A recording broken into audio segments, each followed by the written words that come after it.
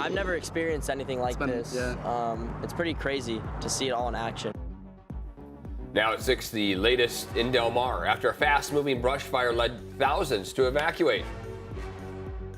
We have now reached the point where gun violence is the leading cause of death among kids and teens.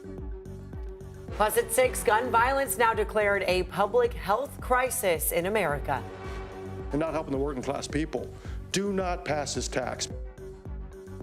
And this controversial tax proposal in Chula Vista headed to the November ballot.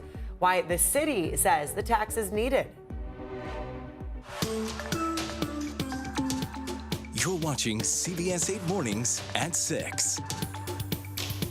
So glad you're with us at 6 a.m. on this Wednesday. I'm Eric Connert. And I'm Neda Irampour. And we're going to start this hour with your forecast. Of course, something that has a lot of people talking lately. What can we expect now, Evan? Good reason. 84 degrees was no joke on Sunday, but we are finally in that cooler range now. We're in the mid-70s this afternoon, going for 75 along our coastline. Inland, we'll still easily make it into the 80s. One thing that has changed this morning that we have not seen in about the past week, a marine layer. Yeah, cloud cover that we have along the coastline, stretching from the coast through your inland valleys, breaking apart already, so it's relatively weak. Temperatures this afternoon are going to be in the 70s along the coastline, 80s inland, upper 80s for the mountains.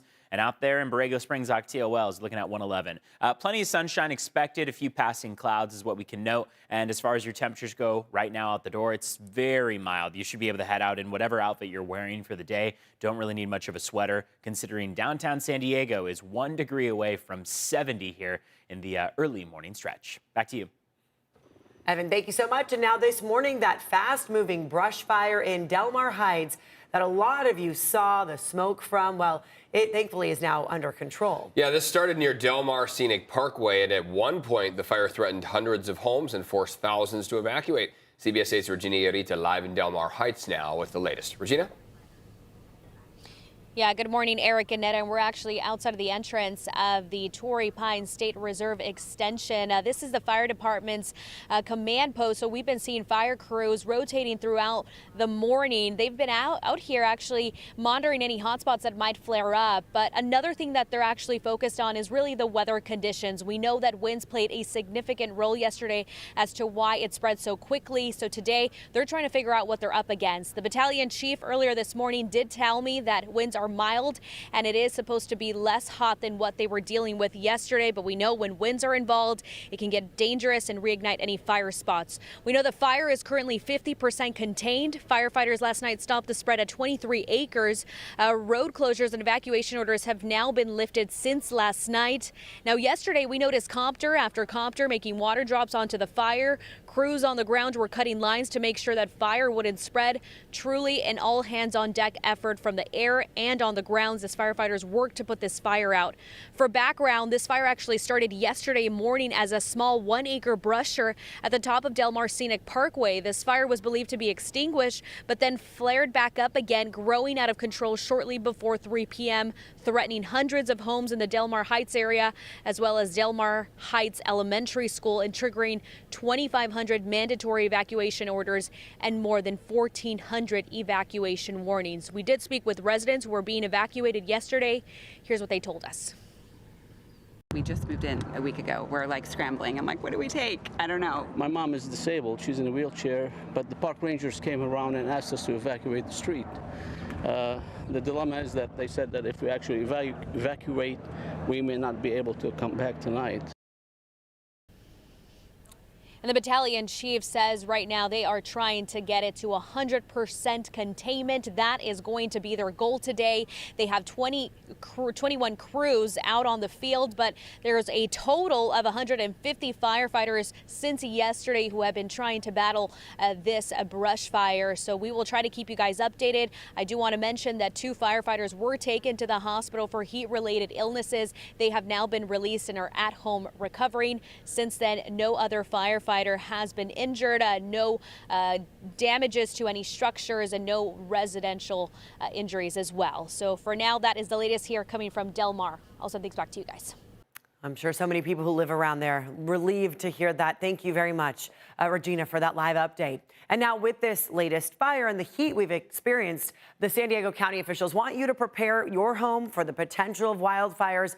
County urging you to create 100 feet of defensible space around your house and businesses. You can do that by cutting grass to a maximum of 4 inches. So don't let it get taller than that. Rake your lawn and clean the gutters of leaves. Use fire-resistant plants. A lot of those succulents are more fire-resistant. More flammable items, move them rather away from your home, and then remove any tree branches that might be growing too much near you. To get the latest on the fire burning in Del Mar, stick with CBS 8. You can also download our free CBS 8 app to your phone. We'll have all the information there. And visit our website, cbs8.com. Right now, we are tracking developments on the 2 wildfires that are burning in New Mexico. Look at this video, that huge plume of smoke as crews fight the South Fork and salt fires burning near the village of Ruidoso. Emergency responders are searching through some of these burned areas. They're looking for victims. At least 2 deaths have been confirmed. The fires started more than 1 week ago. They've collectively burned more than 25,000 acres. Look at these neighborhoods.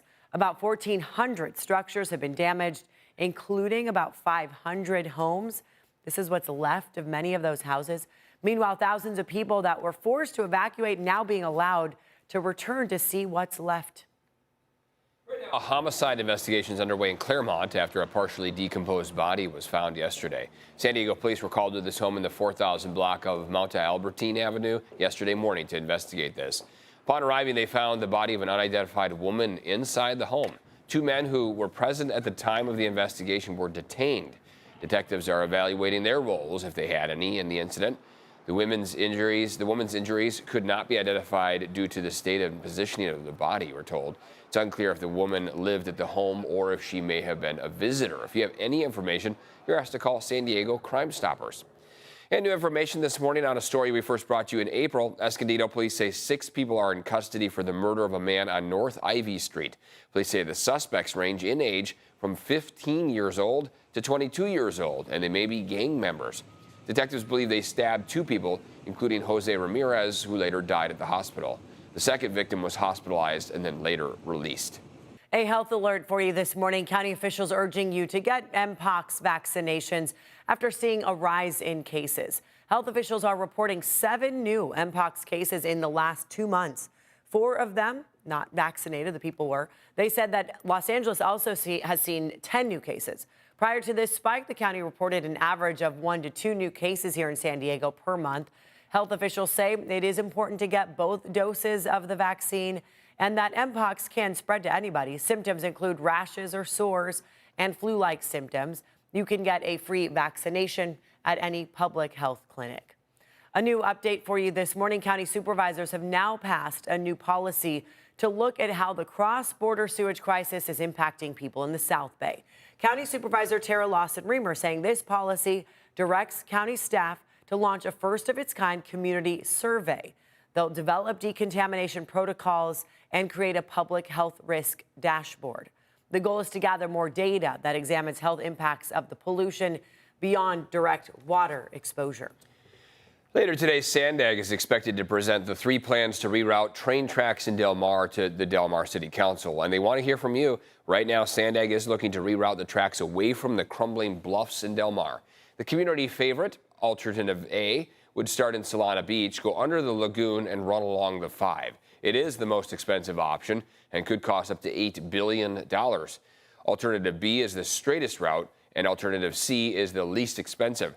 Today's meeting is at 6 p.m. at Solana Beach City Hall. You can also weigh in online through July 19th.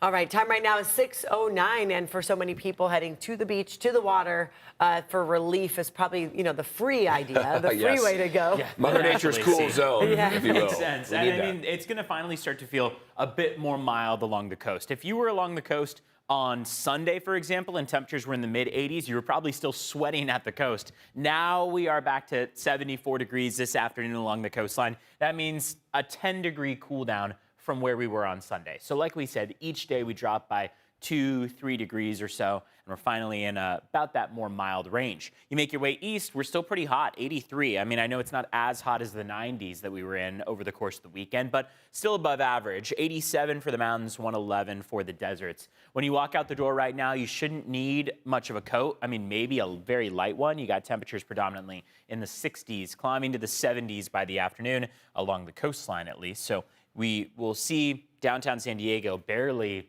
5 degrees warmer on their afternoon high.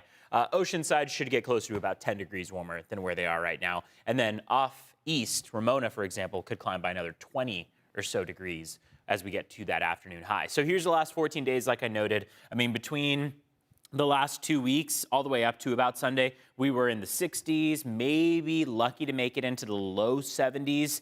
And then we hit that high of 84 degrees. That was the first time since last November that we made it into the 80s. So the first time in 2024 that we hit the 80s. We did so 2 days in a row. Dropped down to 78 yesterday, and then today is expected to be about 74, 75 or so. We're going to keep climbing from here. We have a bit of an up and down between now and Friday, but it is very clear that going into Saturday and Sunday, those temperatures are going to very much climb, with Sunday in particular as our day of peak heat. Coming up, we'll switch from the 5-day forecast to the 8-day forecast. Talk about what to expect into early next week. Let's check in on traffic, see how your roads are. It's 6:11 right now. So far, very quiet start to the morning commute. We will take you to just one stalled vehicle that popped up minutes ago. Right-hand shoulder is blocked with a stalled vehicle on the 94 eastbound where it meets the 15. So again, that 94-15 interchange. Not causing any major backups, but you do see some yellow and orange there in the area, showing that speeds are starting to slow down. Could be associated with this, but also this is the time of the morning where we're starting to see volume pick up. Let's check in on border wait times right now. 90-minute wait, both San Ysidro Port of Entry, Otay Mesa Port of Entry. So going to run you about an hour and a half regardless of which you take. We have more on our website, cbs8.com/traffic. You can get up to date on what that morning commute will look like. Back to you. Evan, thank you very much. And coming up next, who President Biden just pardoned in the military. Plus, what the former president can now talk about publicly after his gag order was revised. And gun violence now declared a public health crisis. The changes the U.S. top doctor is now calling for. Plus, a reminder here this morning, from now until August 20th, you're invited to help us feed local children and their families over the summer by donating food to the San Diego Food Bank. You can bring a non-perishable food donation to any local Albertsons, Vons, or Pavilions. Drop off those items or buy them there at the store and drop them off in the food bank's red barrels that you'll see up front. You can also go to cbs8.com/community to make a monetary donation. That's really easy. For every $1 donated, the food bank can provide 2 meals.